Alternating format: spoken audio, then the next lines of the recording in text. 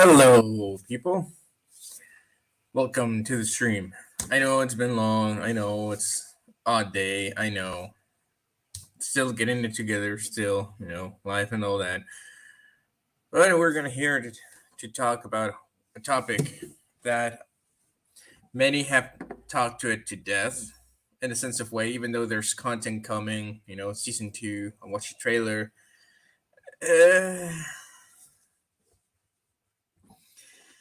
let's just put it that what the title says. SledgeHammer has failed the COD community. Why is that? Because primarily what I've been saying since I reviewed Call of Duty, each and one of them, well, not 1 through 3, but more so 4 through the actual one, and it comes down that they don't understand Call of Duty because they think Call of Duty is just like a Michael Bay film.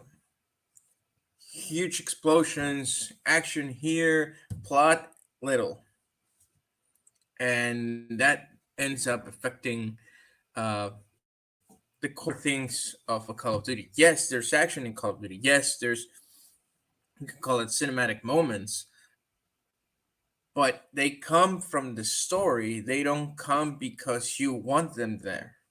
Just like I said, like a Michael Bay film. Even Modern Warfare 2, that is like a Michael Bay film. It has a story on why this huge events happen. You know, so on that regard, you're like, oh yeah, well,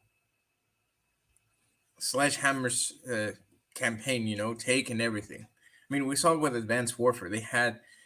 Um, they had this huge theme that everybody was like, oh, it seems interesting, yet it doesn't deliver. And everything is narrated in cutscenes. And if your main character that you're using in cutscenes talks, but in gameplay doesn't, then you have a flaw. I mean, Treyarch did it with Alex Mason, He talks in cutscenes and he talks in gameplay in certain parts.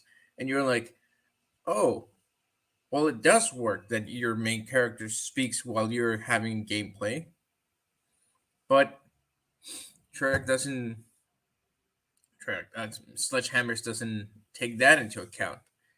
The stories of Infinity Ward and Treyarch campaigns, either Black Ops, Modern Warfare, which have you of the other CODs that they have made, there seems to be a progress. There seems to be a lineage, except Treyarch from Black Ops 3 and Black Ops 4. Like Black Ops 4 was like 3.5 trying to connect the dots because they couldn't think about another way to actually get separated from the Black Ops theme.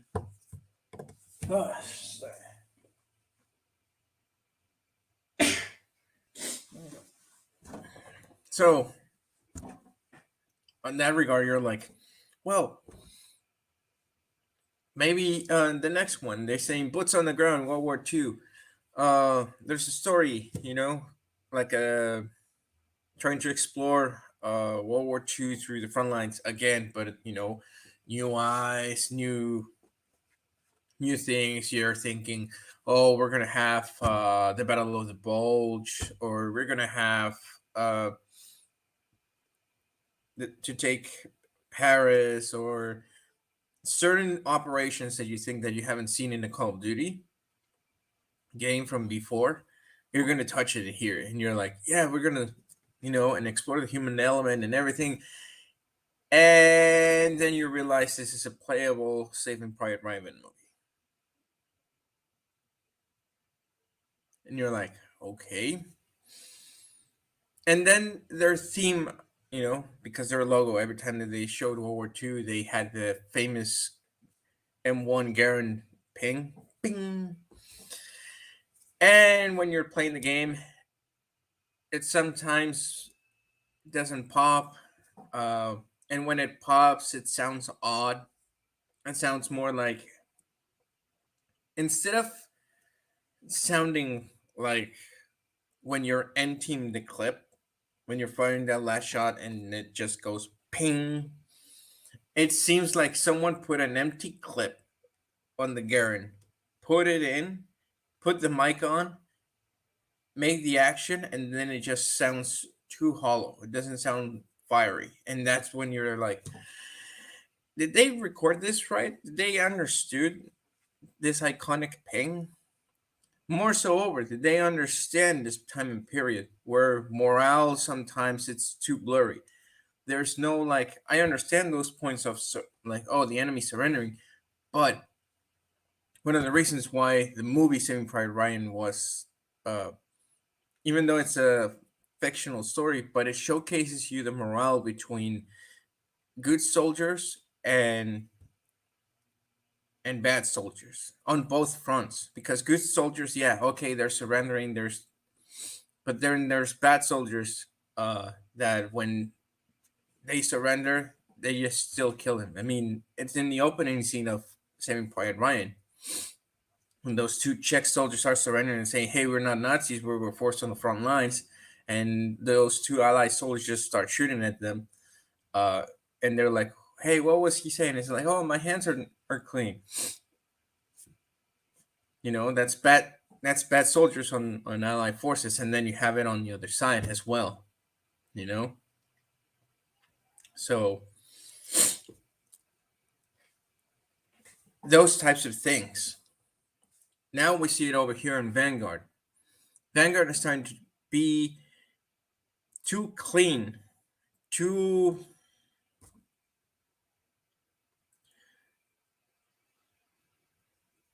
how to put it, too much snowflake, too much SJW, because you have to be inclusive. You know, all these operators, okay, they have backstories, but some of them seem too far fetched to actually be real. You know, it's almost like they're creating certain characters, and their situations is like,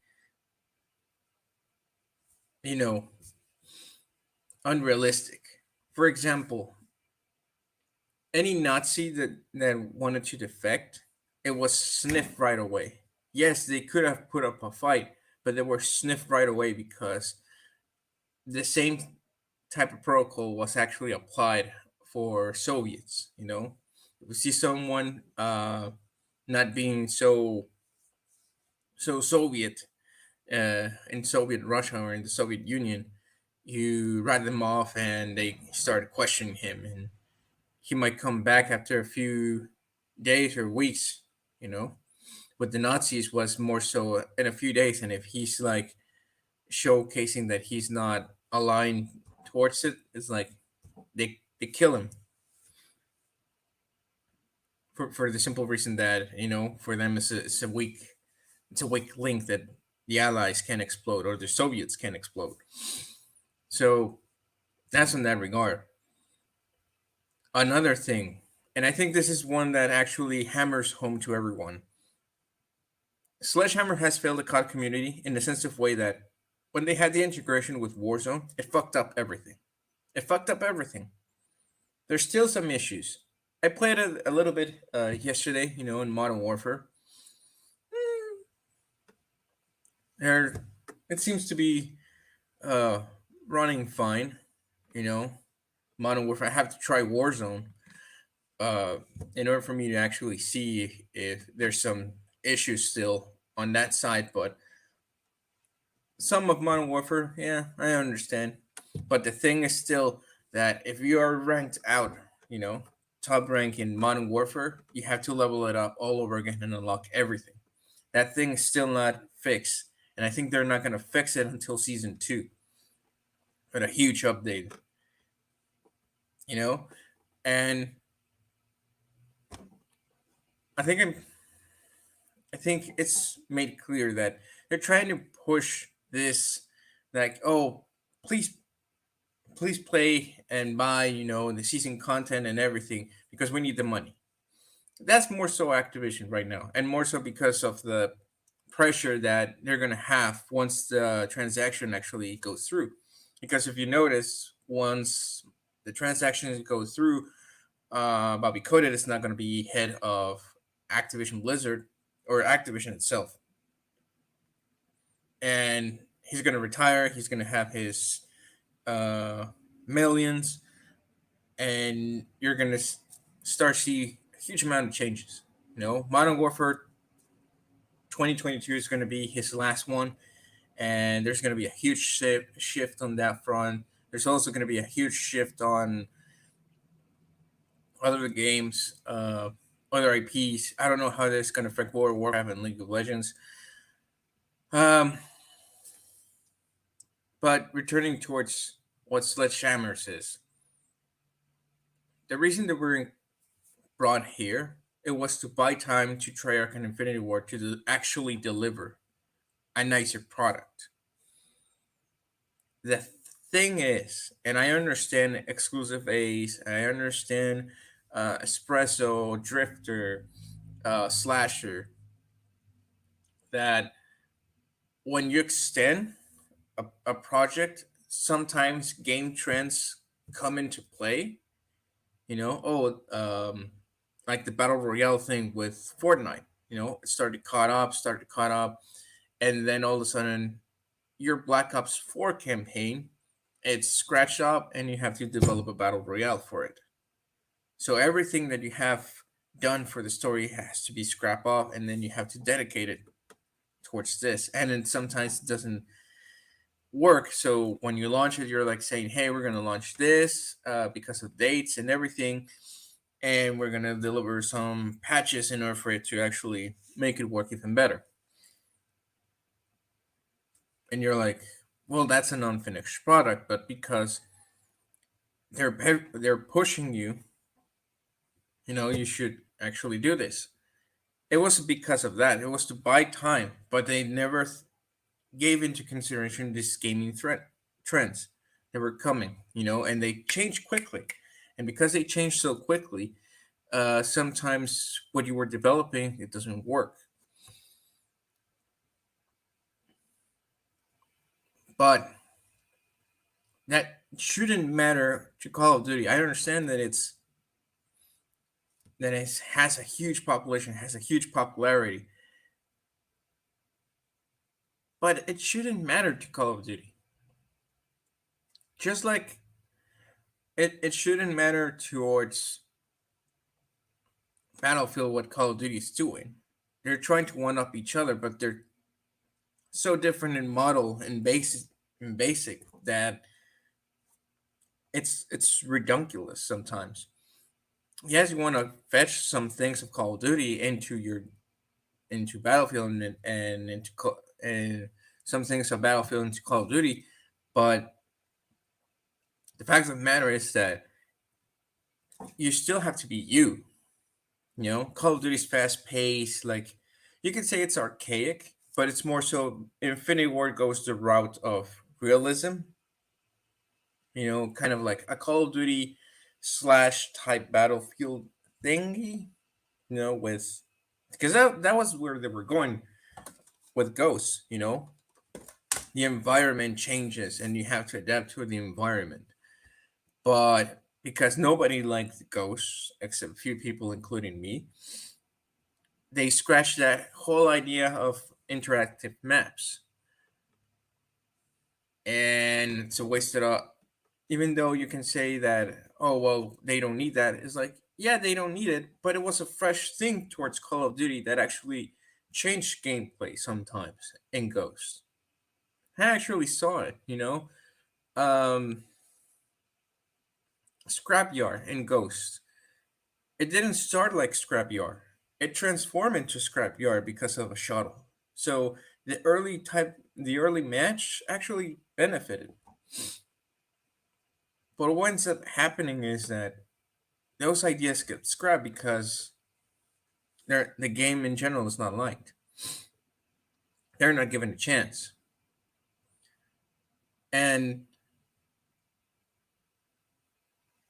that allowed Sledgehammers to correct it, but it never corrected it. So you have a studio that's coming here that knows, hey, this idea has potential, but never uses it the right way in order for actually to be a continuation in Call of Duty. And then he inputs some things that are not Call of Duty into Call of Duty, and it ends up fucking the game. So all those times that we thought, oh, we knew Call of Duty. No, with Sledgehammers, it seems like I'm venturing into a game that is not a Call of Duty. That you can say it's Call of Duty just because of the stamp, but it's not. It doesn't feel Call of Duty. I played World War II. There's a huge difference between World at War. I know it because of the studios, but still, there's a huge difference between showcasing what actually happened, even though it's fictional, but you showcase it anyway in the game. You know, the the greediness that was World War II, and going into World War II of Sledgehammers, and you see that there's no greediness, there's no, you don't feel that you need to survive certain missions. You feel like you're in a movie that you know that, oh, no matter what, it's like I'm going to.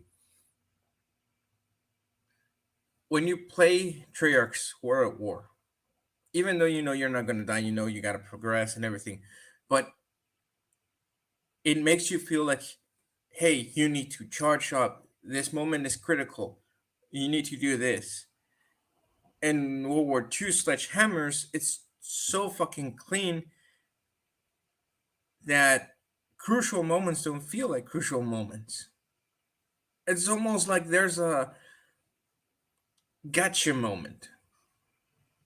And you feel like, then this is not, because even the snow mission in the Sledgehammers World War II doesn't feel like you need, like, how to put it, you don't feel in danger. That's the thing. You don't feel the greediness that you need to actually survive this. It's like you're enclosed in this, and then it's like, I can put myself in prone, not shoot at anything, wait until the timer, because I actually did that, and it was, you were like, that's it. There's no like, hey, um, like shoot over here in the hole and then restore your health, or wait until it's restored, and then you go out and you start shoot again, and it's like, because you arrive with a lot of ammo towards that little wooden house, and because of everything that is scripted, that you have to just lay down and do nothing and just wait for the call of the airplane. Even in the dogfights, the controls are uh, a little iffy, but still, it doesn't feel like I'm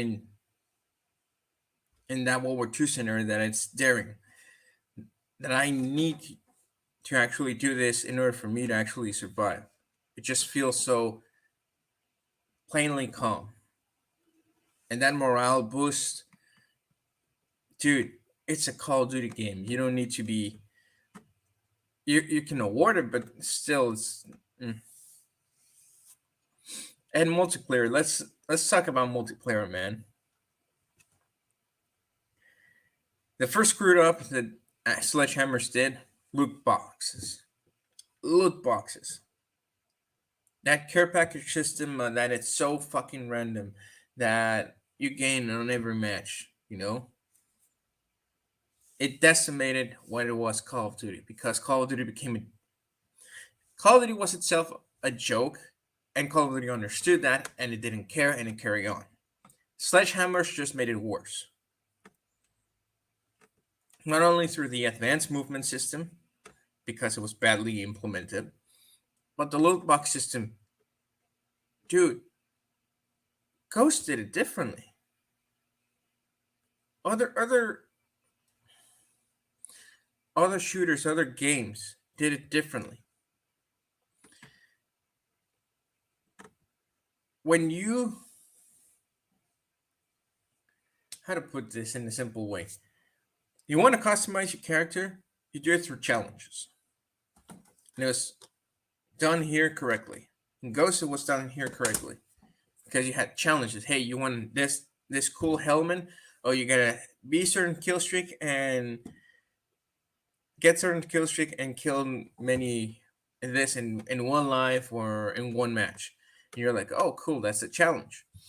You want this gloves, this suit. Yes, you had to buy certain skins, but they were different. But you still have more skins within the, and it was guided towards each operator, female and male, and they had different challenges. And you're like, oh, cool, let me do it.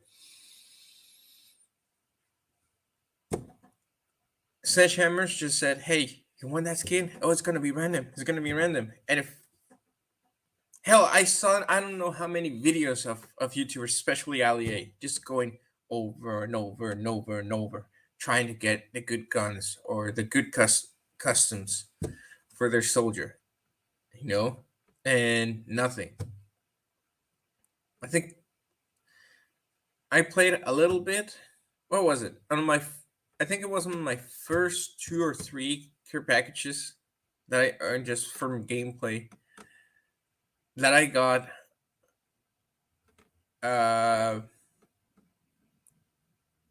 Elite, I think it was, or I don't know, legendary ball 27, and I was like,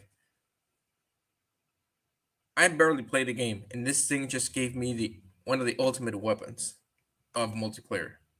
This shit is so fucking random that you're like, you you don't have enough gameplay and you get the good guns at the start, and someone could have played the game for thousands of hours and still get shitty crap. It's not. There's no buy-in system. And Infinite Warfare for at least had the buy-in system. The scrap. You destroy certain kill streaks or certain equipment. That you place on the field upgrades you can put, and you get scrap. You destroy kill streaks, you get scrap. In order for you to actually go into the store and buy them, if you don't get them on the loot boxes, and you're like, oh well, that's fair. Fair in a certain way.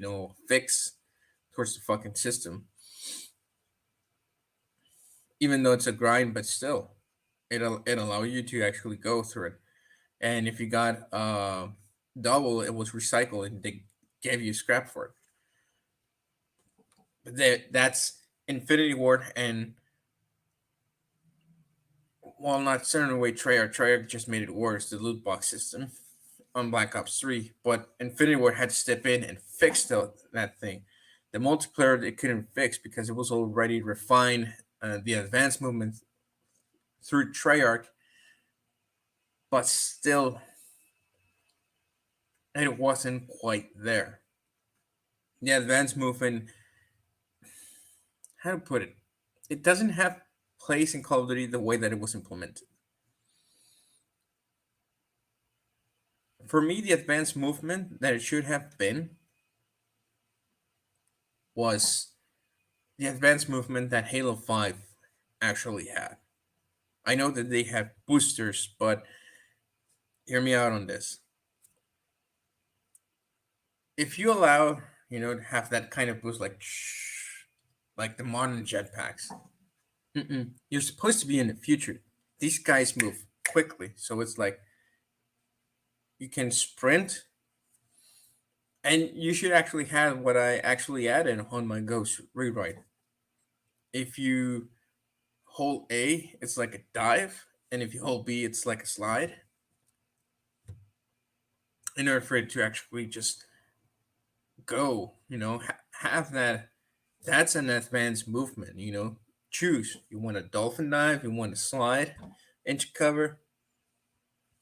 I mean, that should be an option. So, and you just have to move either side by side. If you want to go forward, it's like a little boost to forward. If you want to jump, it's like I jump and then, hey, I want to retain my jump. It's a little boost You don't just because then Call of Duty won't feel Call of Duty. It would feel like you're in space, even though you're not in space. And in that regard, it screwed up the whole map because I can play the map without using the advanced movement. In Treyarch's, in Infinity Wars, I can still play it like that. With SledgeHammers, I cannot play the map as a normal because it has so many levels, and you have to. In order for you to actually win a gunfight, you don't need the best weapon. You just need the best movement system. But it's so complicated to actually do that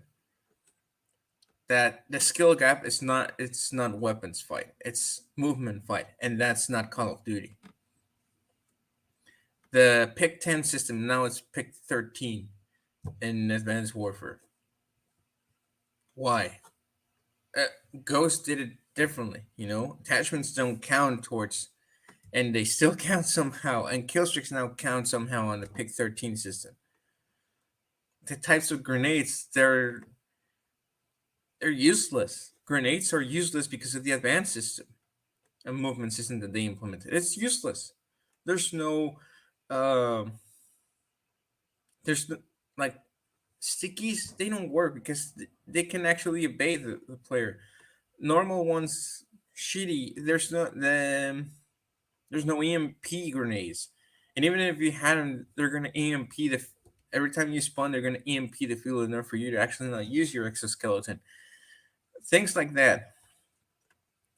It was badly implemented and screwed up Call of Duty. Loot box system, badly implemented. It screwed Call of Duty. When we wanted something fresh, yes, we wanted something new, and hey, this is new. But Sledgehammers always fail to implement it correctly. It's almost like, hey, I got an idea. Why don't we put just grapple hooks? Okay, that seems good. Can we implement a multiplayer level that you can actually use the grapple hooks, and insert parts, or can we implement it on gameplay? No, no, no, no, no, no. Just make the map that you can move normally. So we cannot grapple. It's like, yeah, but just to get closer, don't use them for. Why? Why? it's and that's their mindset. And with this one in Vanguard, you have to be inclusive. They still haven't changed that your team, my team. Why? Because within their operators, they have ex-Nazi operators that would actually conflict with their inclusion theme that they're trying to do. But Call of Duty is not inclusive. It's not inclusive like that. God damn it. We saw it on Modern Warfare. We saw it on Black Ops. There's female characters within Black Ops Cold War and in Modern Warfare 2019 on both sides, on Coalition and Allegiance, on Warsaw Convention and the NATO forces, and they all have different background stories. Where the hell where the hell is that division? They don't have it. Instead of creating allied forces and Axis forces, they have your team, my team, and that's it.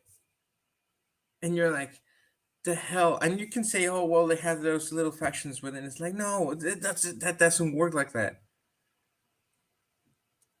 When you're trying to be inclusive, it's not just for the sake of being inclusive. It's because you have a fucking story that actually tells it. It's written throughout the story properly. Hey, this op is like, yeah, how to put it? You know, French rebels that were women French rebels were spies, and there was also infiltrations.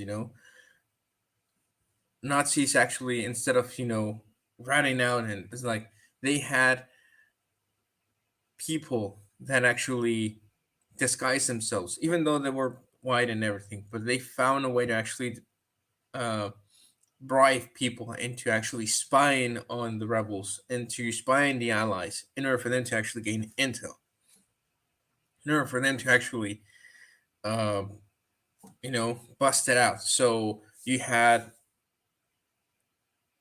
French rebels trying, spying on Nazis, and then you have Nazis using some of those French rebels in order to spy on the French rebels in order for them to actually rat them out. And on the other side, Italy, when Mussolini was out of power and Hitler had to go in, same thing. Japan with the Chinese, they might look alike, but they still find a way to actually recruit some Chinese people in order for them to actually spy, and then those things. And it's so sad to actually see this destruction of Call of Duty through sledgehammers, because factions have happened. You know, trying to mitigate that on multiplayer, doesn't work. It just makes you confused. You know, one of the things that I vocalized before Vanguard was like, I hope the story is not towards that direction. I hope multiplayer gets fixed on this of my team, your team, because when the beta hit with Modern Warfare, you could see D-Day, you could see Sith, on both factions, and they say, "Oh no, they have factions. And you have Allegiance and Coalition. It's just more so this is beta test, and we thought these operators could just be in the beta, no, in order for you to actually test, and you're like, oh, that's cool, you know, but Sledgehammer says, no, no, no, no, there's no more two factions. There's just your team and my team. No, that doesn't work like that. This ain't a kid's game, even though kids play, but this ain't a kid's game. Another thing that Sledgehammer has failed the community: the integration of their game. It still has issues, you know. What I said earlier in the team, yeah, Modern Warfare seems to be running fine for now. Uh, Obviously, they need more gameplay time in order to actually, find the issues. It seems to be working fine on my end. I need to contact a buddy. Let me see if he wants to play Warzone of the Vanguard map in order for me to actually see if Warzone runs without the. But still, there's some issues. What are the issues there? Well, the integration fucked up obviously all the games. There's glitches, there's bugs, and they're trying to fix it and everything. But the map itself, for as much as it is different, the mechanics of it doesn't feel. It doesn't feel right. It doesn't feel Call of Duty type. It almost feels like somebody try to put a version of a Fortnite map, and I haven't played Fortnite. I just seen the Fortnite map just on images. I mean, you can check my gamer tag. It's like I haven't played Fortnite ever, but it seems like somebody took it to a tropical zone and then just didn't realize how gameplay was gonna be integrated. Because even though you have certain zones that play a certain way, but the thing with Verdansk, and that's what differs Verdansk and Rebirth Island and this new map that is Caldera, is that when you transition to a whole different section of a map in Verdansk, the flow was smoothly. It transitioned smoothly. With Caldera, it seems that it stops right there. And you have to immediately change tactics in order for you to actually. So, for example, if I'm in the airfield and it's all open and everything, so I have to have, in a certain way, long range weapons. Okay, there's that spot, and then you go away from the airfield and you stumble upon the mountain or the jungle, and all my weapons or you know my weapon setups are focused on medium long range. Now I have to immediately, once I'm out, I have to immediately switch to CQB almost entirely, and you're like, I understand that there's different things, but at least in Verdansk that transition was smoothly because you had a like certain zones that you can say, hey, we gotta change our tactic real quick over here, and it's like one and doesn't allow that transition to be smoothly. It's like you had to change their whole setup of weapons, equipment, and you're like, dude, badly implemented. New map, but badly implemented. And then you're gonna add two fuel upgrades right now. The Nebula 5 gas canisters and ones that to absorb that Nebula gas. Okay, but that seems more hurt, more like a crouch for the next season than actually like, oh, if you want, because teams are gonna be finding those Nebula 5 gases. And oh, that's another thing that they did wrong and they have failed. What is the story with that gas? You're gonna tell it now? Why you didn't tell it throughout Caldera? Why didn't you put like the intel missions that they were in Verdansk once Modern Warfare was there? You know, on season 3, the intel missions and everything in season 4, and it continued towards the end. No intel missions, no story on it, no mid-season cutscene, no ending cutscene. I understand that you were trying to fix the bugs and glitches of your fucking integration, but there was no explanation. Nobody knows. There's just assumption. Yes, everybody was pissed that you haven't fixed on it, but hey, a tweet of, hey, Nebula 5 is like a variation project of Nova 6. Nothing. There was nothing. So now we go in blind and assuming Nebula 5 is the precursor for um the Nova 6 gas project. That's it. No, no direct contact. Oh, and by the way, why take Nebula 5? Why don't you just put Nova 6? Because that's another thing. There's lore on Nova 6, and it was implemented in the first Black Ops, in the missions that you play um, Resnov. So it's like they already had Nova 6 gas, and it was ready to just to be deployed through a cruiser. Why not just take that one? Nothing. It's like there's history that they're taking, but they're not taking. It's like, oh yes, this characters. Okay, those characters. What about them? What's new about them that we already don't know? Or you're going to talk about certain operations that were just written, but they were not showcased in campaign. Nope, they just for the sake of just continuity. No, man, you don't do it like that. I don't know what's going on with sledgehammers, but I just want them out. I want them out. They don't understand Call of Duty. I understand this is their, but just no, man. Just no. and we gotta wait until Modern Warfare drops in order for us to actually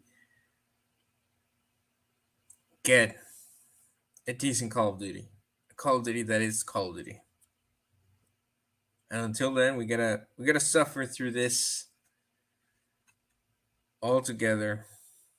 I'm just gonna return. If I want to play Call of Duty, I'm just gonna return to play Modern Warfare.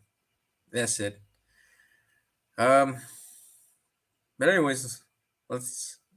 I'll keep you with some updates at the game. If it still works, if it's not the story, because it's not story, because they don't know how to tell a fucking story. Because it seems like they have sprite ideas, but they don't connect them. And that's why you can have good ideas for story, but if they're not connected properly, it's not a story. It's not a good story. Hell, it's not even a fucking story. It's like a storm of ideas that collide with each other. That gets you to nothing. Kind of like Disney Star Wars, their trilogy. Anyways, I'll see you in the next one. I don't know when. I think soon. I think after the Super Bowl, actually. But anyways, until then, take care of yourselves, loved ones, and peace out.